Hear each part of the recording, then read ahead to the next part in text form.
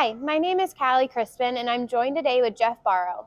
Earlier in the week, we asked our community how well they think that they do maintaining their health and fitness commitments on the weekends, and if they struggle, what their biggest challenges are. Today, I'm going to read some of the responses to Geoff, and he's going to walk us through how we can reframe some of these challenges into a more positive light and how some strategies that we can use to overcome them. So, shall we dive in? Let's go. Okay. First one. This person says they're more active but tend to over-reward themselves with eating and drinking. Okay.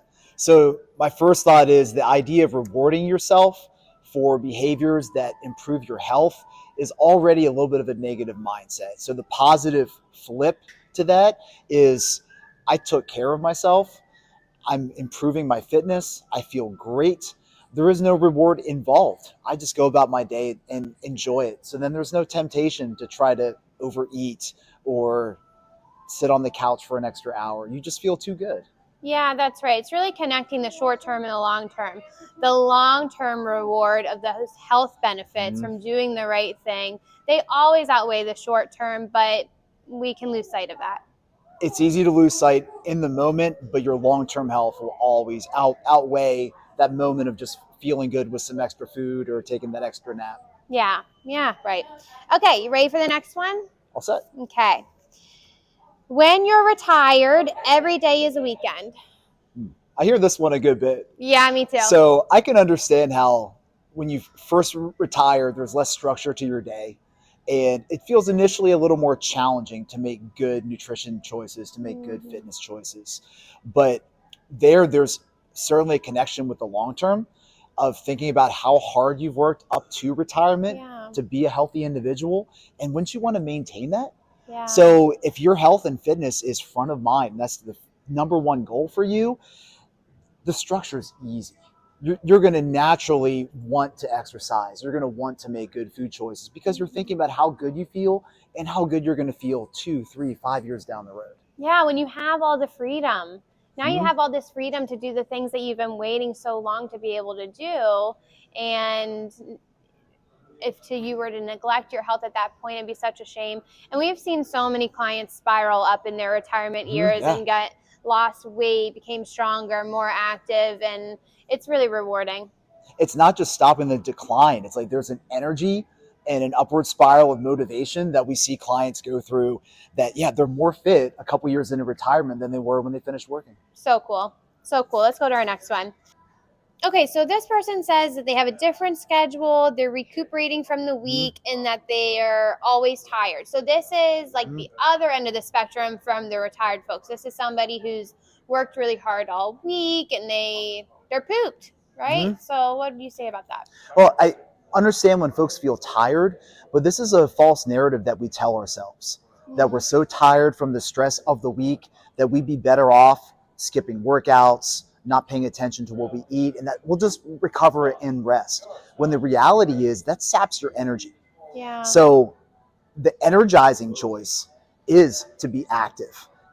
Exercise in any form that feels good to you, makes you physically and mentally healthy, and to make good food choices. Then the end of the week isn't an energy dump, it's an energy booster, and it refills your cup. Yeah. So making choices that align with your health and your fitness goals, choosing to exercise, choosing to meal prep, eating healthy food, those things are actually the things that energize you the most, is what you're saying. Yes. Making choices in alignment with your goals is empowering, and you're just going to carry a great energy and start that upward spiral of motivation. One good Friday, good Saturday, next weekend, you're looking forward to the end of the week. Yeah, that's cool. Okay, on to the next. When the family visits, Friday night pizza habit happens. So meals with family is a great thing. Yeah. Friday night pizza night, like, absolutely. You should be having a lot of fun. But you want to shift the perspective of, I feel pressured to eat more, or I have to eat more because it's there. Instead, thinking about what do you value most in that scenario? And I can guarantee everyone, if we were sitting down in a nutrition consult, would tell me they value the family time. Like, the pizza tastes good. But so when you're focused on having a comfortable portion of that food so that you feel reasonably full and feel good. Then you direct all your energy on enjoying time with the family. You're going to have a better experience overall. So it's not pressure. It's all about enjoying the moment. And Yeah. stuffing your face until you don't feel good is not enjoying the moment. It's the family time. Yeah. And the opposite end of that is true too, that if you're not partaking in the pizza at all, you might feel like you're missing out, right? And I think that people really get into this mindset with dieting, where it's like, oh no, I'm on a diet. I couldn't eat any pizza. I'm just going to eat this lettuce. When the reality is that a few slices of pizza is going to fit into anyone's meal plan.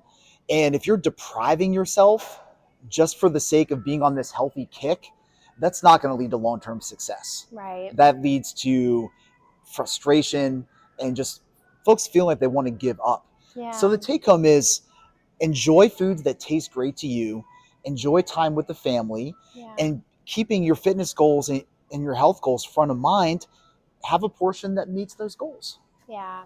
Yeah. It doesn't It's have not to be all or nothing. Right. That's right. All right.